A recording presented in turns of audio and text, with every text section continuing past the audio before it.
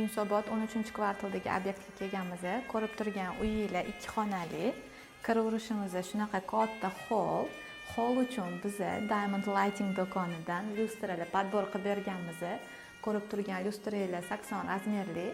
Undan tashqari buni lotkali variantini ham qilib berganmiz.